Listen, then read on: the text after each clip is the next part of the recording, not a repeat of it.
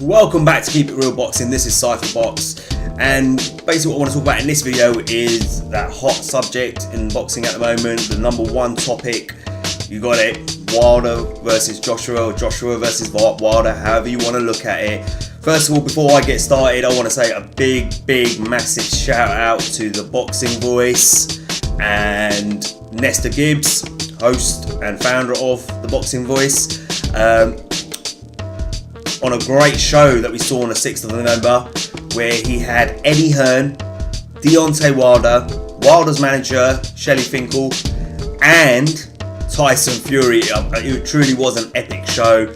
Big shout out to the Boxing Voice for that.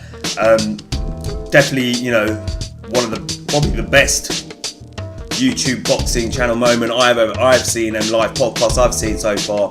And I just wanted to give him a big shout out before I get into this subject. And a lot was discussed and a lot was said on that show, and I want to just talk about things that have been said after the show as well in other videos that I've seen on YouTube. So let's get into it. Now, I don't know whether this was I don't know whether it was a little setup from Nesta Gibbs and the Boxing Voice, where they, you know, were hoping Eddie Hearn would ring in, and if Eddie Hearn ringed in, and then Wilder would call in, etc. Or whether Nesta Gibbs, you know, texted Wilder saying that, hey, guess what, Eddie Hearn's on the show again. He's called up again, and then Wilder called in. But either way, it doesn't matter. Look, end of the day, I thought it was great. You know, he put Eddie Hearn on the spot. I felt he had his back against the wall once that happened. But like I said, it was a great show. And Eddie Hearn obviously rang in just after the, you know, the introductions that the Boxing Voice usually do with their panel, etc., and what they're going to talk about. And to get straight into it, I mean, Eddie Hearn started talking about, really saying that no one's contacted him regarding a fight with Wilder, and between Wilder and Joshua, that no one from Wilder's side has even tried contacting him. He doesn't even know who to talk to, you know, who's running the show on that side of the things. Is it Al Heyman? Is it Lou DiBella? Is it SHELLY, FINKEL? Like, who do we talk to? We want to make this fight, you know, but no one's contacting us, no one's reaching out to us, no one's saying to us that, hey, we want this fight, come on, you know, what do we have to do to make this fight? And saying things like, he's the only one reaching out to Wilder's team, and he's the only one that's trying to make things happen and trying to get the wheel going, in a sense, and trying to get things in motion so the fight can happen. That was Eddie Hearn's side of the story. He also went on to say that, started talking about Wilder's resume, started saying that he hasn't fought anyone credible. He's not, out of his 39 odd fights, he's not fought anyone in any heavyweight division. He hasn't fought any names. He's not had any career defining fights. I'm going to go back over this again. Let's not forget, the fights that would have been career defining for him would have probably been Povetkin, who else? Luis Ortiz would have been another one. And let's face it, those two names right there, the reason those fights didn't happen is because they popped positive for VADA testing. Simple as that. Don't care how, I'm not going to keep going over and over the facts and stats of those. I've done loads of videos on it. The simple fact is, Povetkin was blatantly caught cheating, and that's why that fight didn't happen. Luis Ortiz, you know, keeps claiming that it's high blood pressure pills. Could have been high blood pressure pills, or, you know, he was trying to mask the fact that he was using PEDs. Either way, he didn't fill out the forms correctly, and, you know, end of the day, the fight was called off. So to turn around and say to Deontay Wilder, oh, you haven't fought anyone, well, that's not really his fault. Not only that, let's not forget, in the past, even I remember, I watched enough boxing, I watched enough YouTube videos, etc., and stuff like that, and read articles to know that Wilder has called out Vladimir Klitschko many times. Even before Tyson Fury fought Vladimir Klitschko, Wilder called him out, and the fight never materialised. I could never understand why Vladimir Klitschko didn't want to go for the WBC title when Wilder won it and was holding on to it and calling him out, but it just never materialised. So to turn around and say, oh, he's never fought anyone, it's not his fault. End of the day, the guy's that every time he tries to set up a fight that's career defining, someone gets popped or the fights never happen, and you can't blame Wilder for that. So for him to turn around and start using that excuse again, it's not going to work for me. Then he started going on about that, oh, we want the fight, we want this fight, you know, making it out like we don't really think they want this fight. Do they really want this fight? Because no one's contacted me. Basically, it was that kind of talk coming out of Eddie Hearn's mouth. And, you know, he was trying to say that we want this fight and trying to make it like we're not really sure if they want it though. He also then stated that this fight, from a business point of view, this fight should happen in 12 to 18 months. Now, we're in November 2018. If you're thinking 12 to 18 months, you're thinking, and this is what he was originally saying at the beginning. This is before Deontay Wilder or anyone else jumped onto the call. It was just him talking. And he said it was 12 to 18 months he saw this fight happening, which potentially means 2019. And then, funny enough, you know, after the podcast, I think he may even have said it on the Boxing Voice, but I've definitely seen videos after that on other channels where he's turned around and saying, oh, well, you know, this fight has to happen in 2018. It must happen in 2018. I've got one question for Eddie Hearn. Which is it? Either it's 12 to 18 months or it must happen in 2018. You know, make up your mind. My point is that he's contradicting himself constantly. He's telling everyone, oh, 12 to 18 months, you know, this is when this fight will be ready. And then does another video and turns and says, oh, this fight must happen in 2018. You know, so I feel he's going back and forth on himself quite a bit, which makes me feel that, you know, Eddie Hearn might be slightly feeling the pressure and not being able to remember what he's saying from one video to another. Then Eddie Hearn goes on to say, well, you know, Anthony Joshua, he's still a baby, he's still learning, you know, he's only had, you know, 20 fights. By his 19th fight, you know, he's fighting Vladimir Klitschko, etc. and stuff like that.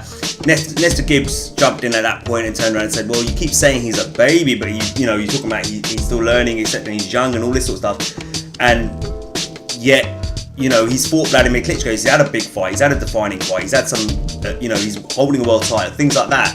And Eddie Hearn says, well, maybe baby's not the right word to use, maybe, you know, he's still young, he's a young man, he's a novice, basically, what he was saying. And he said, look at Wilder. Wilder's had 39 fights, still going on about who's he fought and etc. etc. But what a lot of people don't realise about Deontay Wilder is that Deontay Wilder doesn't come from a great amateur background. Yeah, he doesn't come from a great amateur pedigree. In terms of what I mean is that he hasn't had longevity in the amateurs. He's had like 25 amateur fights. I think, was it by his 16th fight? Was he having 16th fight? He won his first Golden Gloves. And I think by the 21st fight is when he picked up his bronze medal in Beijing at the Olympics. So this is a guy then who quickly moved on to the professional ranks.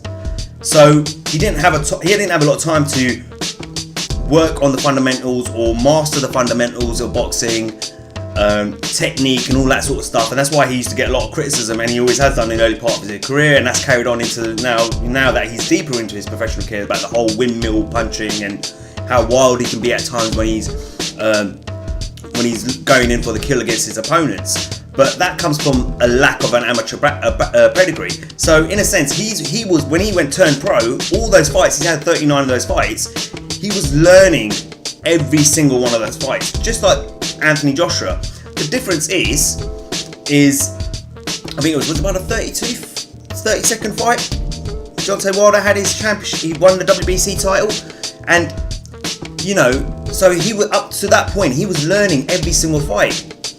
So it's similar to Anthony Joshua. The only difference is Anthony Joshua has had better promotion behind him. You can't lie. Eddie Hearn has done a great job, and Sky Sports has done a great job in terms of promoting him commercially and getting him that IBF title. To be fair, which was a paper belt, they took it off Tyson Fury, stripped him of it, telling him that if you don't defend your IBF belt in 30 days after he beat Vladimir Klitschko, we're going to take the belt off you. And he turned around and said, well, hold on, I've got to fight Klitschko next because I've got a rematch clause with him. And they stripped it, gave it to Charles Martin. Charles Martin fought it was a vacant fight. Charles Martin beat some guy who busted his knee. I can't even remember the guy's name in the fight. You know, he didn't really even beat the guy. The guy had to retire.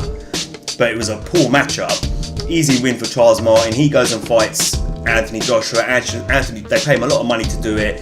And in my opinion, that IBF belt that Anthony Joshua holds, basically, Eddie Hearn, Sky Sports, and Anthony Joshua bought that belt. They paid for it. It was a paid for belt. It wasn't a legitimate belt that they won from a champion. It was a paper belt. Let's keep it real. Yeah, people want to forget that. I mean, end of the day, Yeah, anyone who knows their boxing and knows how boxing works, you will know what I'm on about. Yeah, and you wouldn't disagree with what I'm saying. Sorry, but he didn't beat a legitimate champion for the IBF belt. Yeah, it was literally stripped off Tyson Fury and handed over to Anthony Joshua, in my opinion. And I don't care what anyone says, that is the truth of the matter. Unlike Deontay Wilder, who had to beat a champion for his WBC belt. Now you might say, oh, it was Bermane Stiverne, but doesn't matter. He was still the recognised champion, and he had to take that belt off Stiverne in that first fight. And it wasn't that easy of a fight, because let's not forget, it went 12 rounds. So again, this whole thing that Eddie Hearn's trying with the records and comparing the records, it might work on the idiots out there, sorry. It might work on the casual boxing fans, the Anthony Joshua fanboys, you know, and fool them, and who believe everything Eddie Hearn tells them, because it's Eddie Hearn and they're Anthony Joshua fans and they want to believe it, so they can make up their excuses for this fight not happening. But it's not going to work on me, Mr. Hearn, yeah, because like I said, I know my boxing, so you're not going to fool me, and any real boxing fan out there won't be fooled by it either. Then the fun really started when Deontay Wilder called in and basically called Eddie Hearn a liar. You know, he said, you're not telling the truth, you know full well Shelly Finkel emailed you and you never replied back to us. So and you started to feel like Eddie was like, okay, I wasn't expecting this, you know. He was pretty much caught off guard, you know, and Deontay Wilder just took it to him really and said to him, we have contacted you, we sent you an email, my manager sent you an email, you never got back to us. That's how it went. Eddie Hearn blatantly admitted that he feels that Anthony Joshua and Deontay Wilder are the two best heavyweights on the planet when he was on the show. And this is my point. If you're confirming that these two are the best heavyweights on the planet, then make the fight. You know, don't turn around and say, oh, he hasn't fought anyone, etc., etc., and start criticising his record. How can you criticise his record and then turn around and say he's actually one of the two best heavyweights on the face of this planet? To me, that doesn't make sense. It doesn't make sense. I don't, you know, people out there can say what they want, but that doesn't make sense. If you're criticising someone's record, yeah, then surely they can't be one of the best heavyweights on the planet, regardless if they're holding a world title or not. So, in my opinion, he did himself in there again. Enter Deontay Wilder's manager, Shelly Finkel. Shelly Finkel turns around and says, well, hold on, you sent an email and I've got that email saying that if Deontay Wilder fights Dillian Whyte, we will attach Joshua as part of their contract. Now, they went back, obviously Eddie Hearn denied it, but Shelly Finkel's like, well, that's what you said. He goes, that whole thing, you know, when pull out the fight, you know, you said you would get back to me and you never did. So again, you know, there was, and it felt like at that point, Eddie Hearn's back was really against the wall. You know, he was really trapped in a corner in a sense. In my opinion, it felt that way to me. Now, to save argument, Shelly Finkel said, you know what? Forget about what's been said by your team or my team or whoever out there in the past. Here, now, on the 6th of November, you know, he's basically saying, I'm declaring that my fighter, my fighter, Deontay Wilder, wants to fight your man, Anthony Joshua. You know, if you really want this fight, you know, you'll make this fight happen. Yeah? If you really want this fight, you will make it happen. And that's when they started talking, and you know, Eddie Hearn was talking about, well, I better contact you, but I guess I'll see you in New York then this week, because he already stated that he was in New York, obviously for the Daniel Jacobs fight which is tonight, and turned around and said, you know, we need to talk then, and basically said he would send his itinerary to Shelly Finkel, and they will, you know, make some time where they can meet up and discuss the details of Anthony Joshua versus Deontay Wilder. Okay, so let's step away now from the Boxing Voice and what was said on their great show. The podcast was amazing, it was epic in my opinion, but let's step away from that. One of the other things I'm hearing from Eddie Hearn is a lot of talk about well, no one in the US knows. And this ain't just Eddie Hearn, this is obviously the casual fan base, boxing fan base, and the fanboys, i.e. the fanboys that follow Anthony Joshua and believe anything Eddie Hearn tells them. Okay? Where he's turned around and said that, well, no one knows who Deontay Wilder is in the US, in his own country. You know, this is the American world heavyweight champion of boxing, and no one knows who he is in his own country. So what I want to talk about now is, in the last couple of fights, comparing US viewership for both Deontay Wilder and Anthony Joshua fights. So let's get started. Let's start with recent, so the most recent. So let's talk about Deontay Wilder versus Stavern 2. Now on Showtime in the US, total views for that fight were 887,000 views. It had an average view of 824,000 views. And on that same night in New York City, that fight was competing with the UFC 217, which was the return of GSP, Georges St. Pierre, versus Michael Bisping for a title, for a UFC title. Now that would have been a pretty big main event. Let's be honest. The return of GSP, one of the best in UFC of all time. So I'm pretty sure that would have been a pretty big fight. Yeah. So, and that's a serious competitor. You know, an MMA competition going on at the same night, a MMA main event, UFC, the #1 MMA company in the world, you were going up against in the same city. Okay, so considering a lot of people are saying that they don't want to see the fight against Stavern, you know, Stavern's a bum, you know, Deontay Wilder only fights bums, no one wants to see Deontay Wilder. Do you know what I mean? He's got no appeal to him, etc., etc. I would say that's a pretty good viewership number on a night where you're competing with the UFC main event in the same city. I think it's a really good number. Okay, let's move on a little bit. Now let's talk about Anthony Joshua versus Carlos Takam, US viewership. Again, out in the US, live on Showtime. So these were the numbers for that. Live TV, it was 334,000 views, and when they replayed it later on, it ranked up 309,000 views. So just over the 600k mark in total between the live viewing and the replay of the fight against Carlos Takam.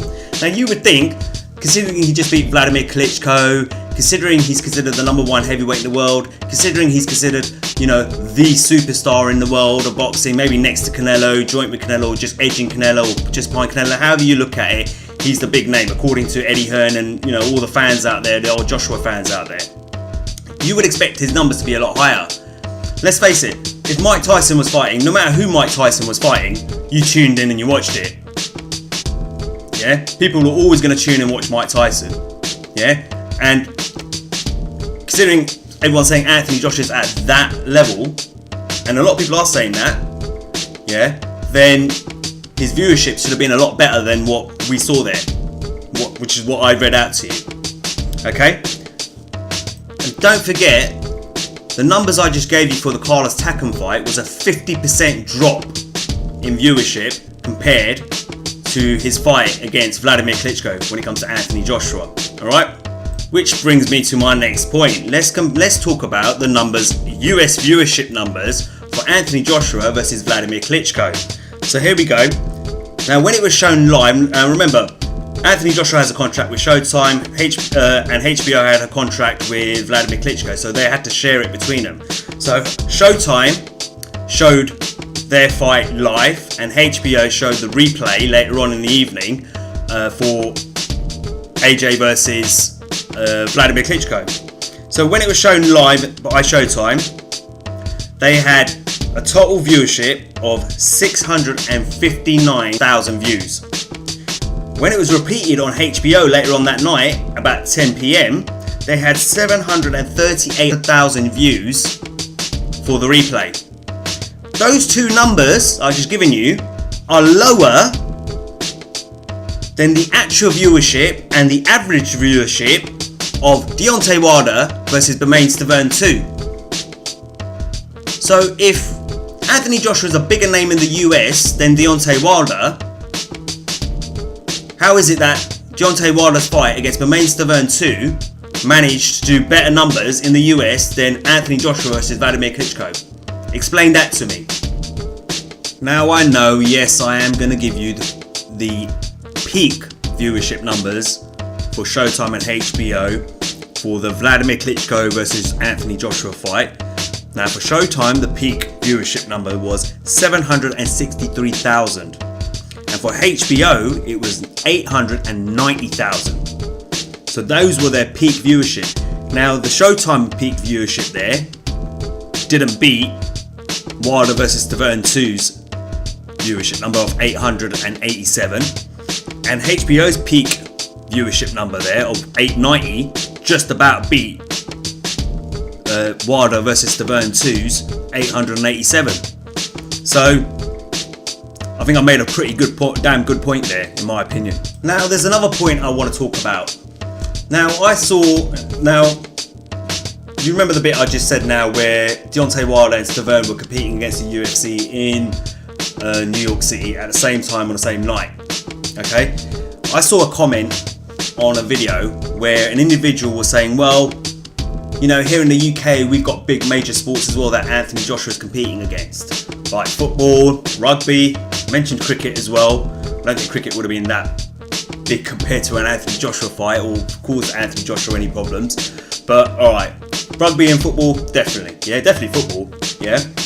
Now, Anthony Joshua fought Carlos TAKAM at around 10 PM.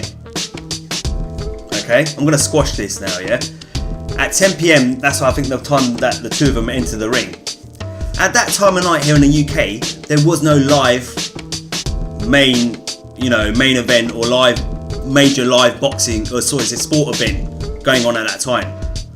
Yes, we have football. Yes, we have rugby. Okay, and cricket. Maybe cricket might have been on if it was an international game or something like that. But I'd hardly think people would have tuned into that over an Anthony Joshua fight. I don't believe they would have. And he was trying to justify the fact that saying, look, see, even Anthony Joshua has to compete against other sports, but he doesn't. Because the only thing at 10 o'clock that's going to be on TV in terms of sporting that may divert people's attention is football highlights from that day. And if it was me, I would just press the record button and say I'll watch the highlights later, or I'll watch it tomorrow. Right now I want to watch Anthony Joshua fight. So there are no major events at that time here in the UK that Anthony Joshua was competing against. So let's just squash all of that right now. I don't want to hear that excuse either from anyone. Okay?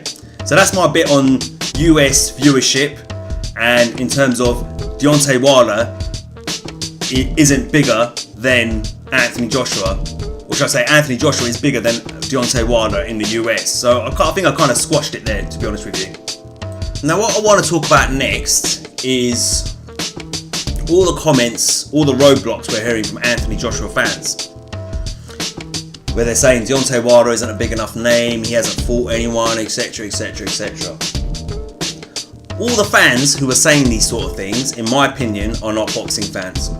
Because if you're true boxing fans and you want to see the sport grow and you want to see the best versus the best, you don't put up roadblocks. Okay?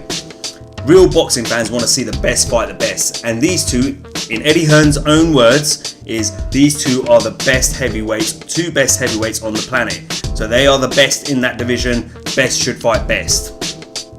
And if you're against that, then in my opinion, you're not a true boxing fan. You don't love this sport, you don't want to see it grow, okay?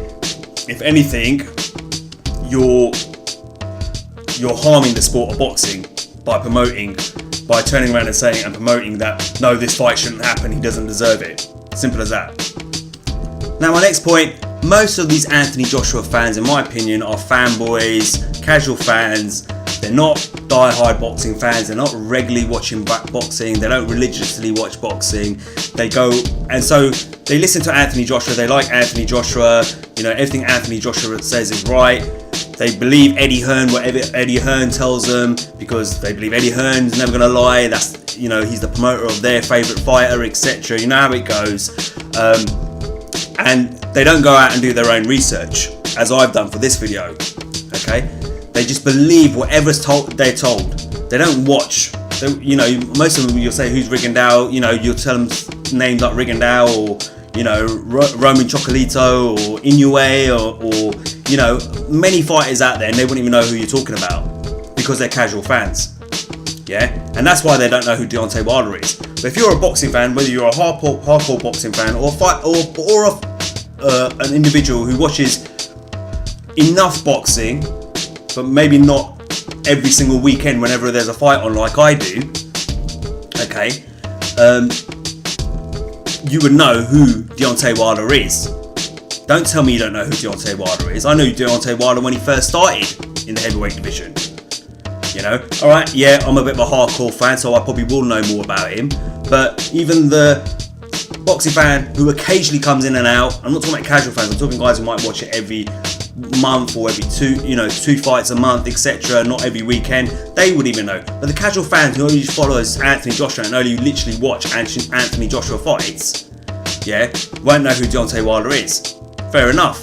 But you do now, because his name is attached to Anthony Joshua, and you're all talking about him. You're all saying, who is he? He doesn't deserve it. Look at his record. You're repeating all the stuff that you hear come out of Eddie Hearn's mouth, and you think that's the truth. Instead of using your own brain and going out there and actually researching things and actually looking into things and looking into things deeper, you're just believing whatever's told to you. You're gullible, basically, is what I'm telling you. Yeah, and these are the guys who are making these comments. Well, my point is, if you obviously didn't know who he was before, you do now, because his name is coming out of your mouth. And if his name's coming out of your mouth, you now know who Deontay Wilder is. Yeah, Deontay Wilder's doing himself a favour. You know, he keeps talking, he keeps promoting himself and putting his name out there. Which reached me to the next point. Eddie Hearn recently said in another video with the Boxing Voice after the podcast, in the build up to the Daniel Jacobs fight tonight, that he feels bad for Deontay Wilder because there's no one out there promoting Deontay Wilder. Deontay Wilder's reaching out and making this happen himself and promoting himself, you know. And he also said, but it's working, you know what I mean? People are starting to take notice. So if people are starting to take notice, which they clearly are, and all the fanboys and casual fans that follow Anthony Joshua now know who Deontay Wilder is, it's fair to say that his popularity has grown, or your knowledge of Deontay Wilder has grown, yeah? So therefore, you can't run that excuse that no one knows who Deontay Wilder is anymore, because even the casual fans who know very little about the sport of boxing now know who Deontay Wilder is. If you didn't know him before, you do now. So that excuse isn't going to fly anymore, in my opinion.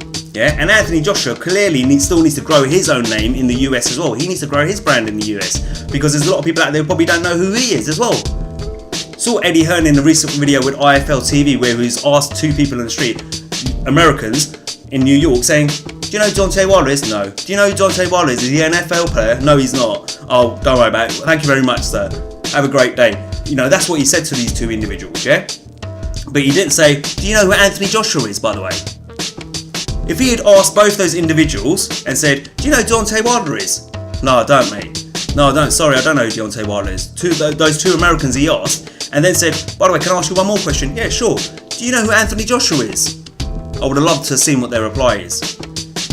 And to the next one as well that he asked. He asked two individuals, but he never once asked, do you know, to those two American individuals, to those two Americans, why didn't you ask those two Americans on the street who Anthony Joshua is? You know, end of the day, I've seen videos of Eddie Hearn saying that he believes, you know, Anthony Joshua is better promoted out in the US than Deontay Wilder is, and he's probably better known. So why didn't you ask those two individuals, do you know who Anthony Joshua is? Why? I'll tell you why. Because it would have been frightening for him, it would have been bad for him if they turned around and say, no, sorry, don't know who Anthony Joshua is either. That's why he didn't ask that question. If you're really going to do that in the street and start asking Americans in the street, in the US, on the street, who's Deontay Wilder, you also need to ask the question, do you know who Anthony Joshua is? Because that's what you're selling. That's what you've been selling. That commercially, Anthony Joshua's a bigger name than Deontay Wilder. So ask the question, but you didn't, did you? Yes, he's out in the UK. He was saying, oh, you know, 9 or at least 10 out of 10 times, if you ask someone in the UK who Anthony Joshua is, they'll tell you, yeah, they know who Anthony Joshua is. But let's not forget, you're comparing a population of what, about 64 million here in the UK compared to something like 360 million in the US. And the US is a massive country. It's a massive country to cover and promote an individual around. It is, let's be honest. You know, it's a massive market. So yeah, it's going to be harder to promote Deontay Wilder in the US when you've got a population of around 360 million, and then it is to promote Anthony Joshua in a country, in a small little island which we live on, of a population of what, you know, like I said, around 64 plus million. Of course, it's going to be easier to promote Anthony Joshua out here than it is to promote Deontay Wilder in the US. That doesn't make sense. There's no logic to what Eddie Hearn, in my opinion, is trying to sell.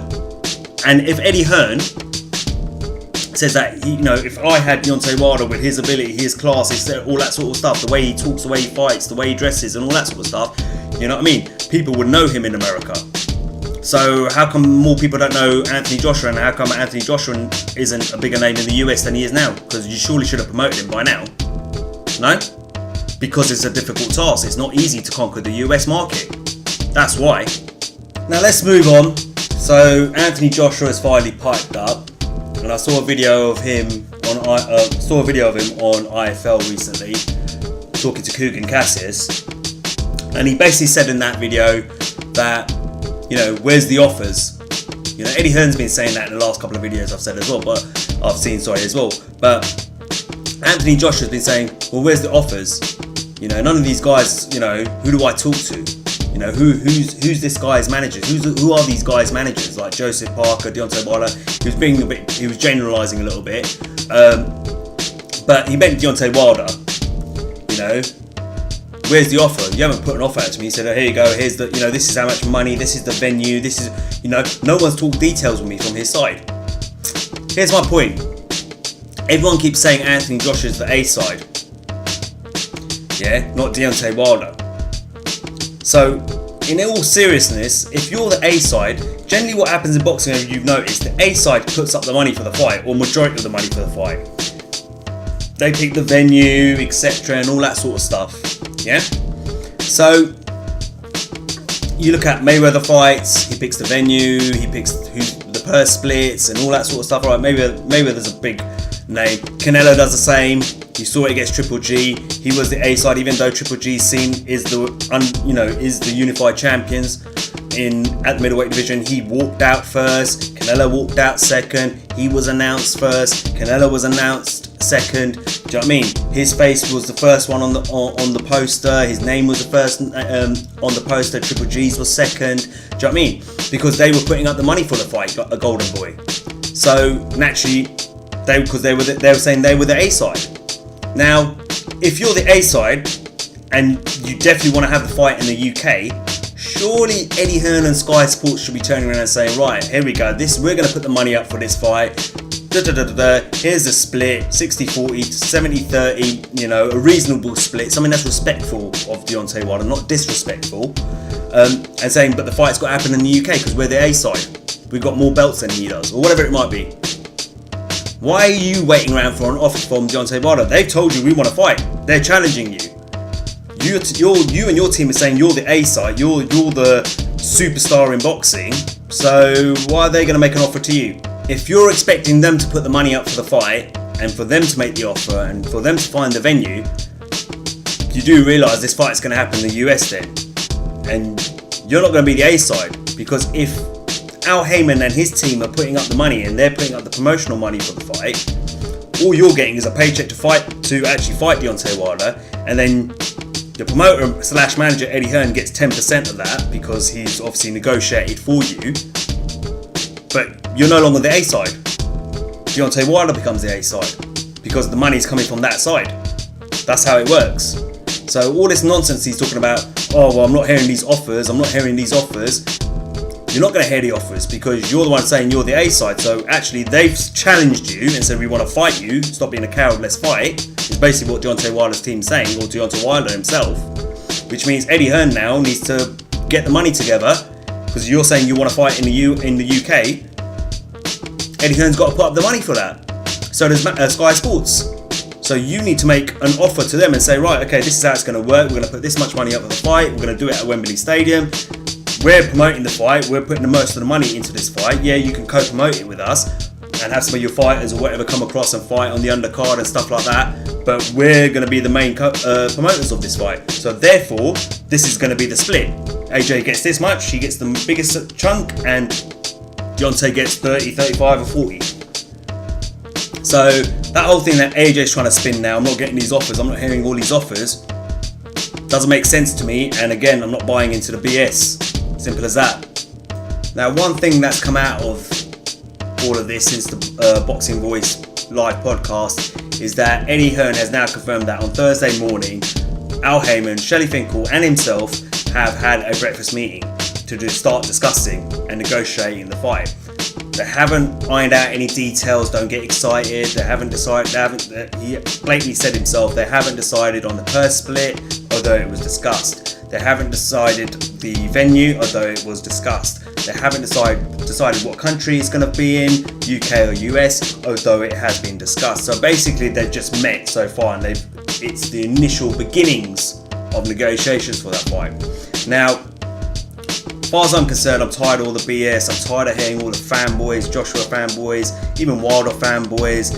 I'm tired of all the Joshua fanboys trying to block this fight. You're not real boxing fans, go to another sport. You know, if you don't love this sport, if you don't want this fight, you don't love this sport, and as far as I'm concerned, go and watch something else. Because this is the way I see it. All those fanboys, all the guys that I'm referring to, the individuals that I'm referring to, the reason they don't want to see this fight is because they have no confidence in Anthony Joshua.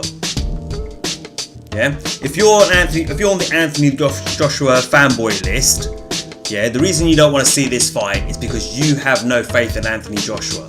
Me, I've always said it, I always believe it, I still believe it now. Before, I felt Anthony Joshua would win this fight quite easily, or not easily, but he would outbox and his technical abilities were better. Right? I personally think it's probably a lot closer of a fight right now, but I still think Anthony Joshua wins that fight. Yeah, and that's why I want to see the fight, because I believe Anthony Joshua will win the fight. I think he will beat Deontay Wilder. It won't be an easy fight. It's going to be a hard fight. He's going to have to push himself again like he did against Vladimir Klitschko and show some grit to get through, because this is a young, hungry champion he's fighting against, not an old, aging, out of his prime champion like Vladimir Klitschko. So it's going to be a tougher fight for him, but I think he can do it. So I have the belief that he can do it, so I want to see this fight. That's why I want to see it, and it's a great fight. They're the two best heavyweights in the world. Why wouldn't you want to see this fight? But the fanboys out there, the Anthony Joshua fanboys, don't want to see this fight. They're all turning around saying, no, he's not good enough, no, he's not on AJ's level and all this sort of stuff. The reason you're saying it is because you're actually frightened and scared that AJ will lose. Despite all your talk, oh, he'll knock him out in one round, you are. That's the reason you don't want to see this fight. That's why you're not letting it happen. That's why you're trying to be a roadblock for it, because you don't have any confidence in Anthony Joshua like I do. And that's why you don't want to see this fight. That's the way I see it. Okay, well, for now, that's all I've got to say. I'm not even going to say much more at this point. I'm sure there's going to be more to talk about as the story unfolds even further, as negotiations, get deeper and deeper. Hopefully there's no roadblocks in that sense. But we'll have to wait and see. Is it going to be 2018, or are we going to wait like Anthony Joshua originally said not too long ago, 2019, 2020? Do you know what I mean? Are we going to see this whole May Pack situation, or Canelo Golovkin situation where we've had to wait 2-3 years for a fight, or 5-6 years, 7 years, instead of, in terms of like May Pack? Hopefully we don't have to. I personally think this is the fight. This is the time for this fight to happen. It's the right time and it needs to happen. Don't forget, I've said it before, you can make more money on the rematch. You've got to remember, with these two get in the ring with each other, before they sign that contract, they're both going to say, as champions, we want rematch clauses. So Eddie Hearn, I know what he's looking for. He's thinking like, I want to capitalise, I want to make loads of money off of it. Well, you can make loads of money off of this first one. Maybe not as much as you probably think, but you know, if you have the fight in 2018, but you can still make a lot of money on this fight. And if it's a good fight, one of them's going to have a rematch. You know, they're both going to have a rematch clause. So whoever loses is going to get to say, hey, I want my rematch. And you can do it all over again and make even more money. So I don't want to hear this whole, oh yeah, you know, you got to capitalise on the money and all that sort of stuff. I don't want to hear any of that nonsense. I really don't. So, alright, that's all I've got to say for now, guys. As always, like, share and subscribe. And remember, until next time, this is Cypherbox reminding you to keep it real.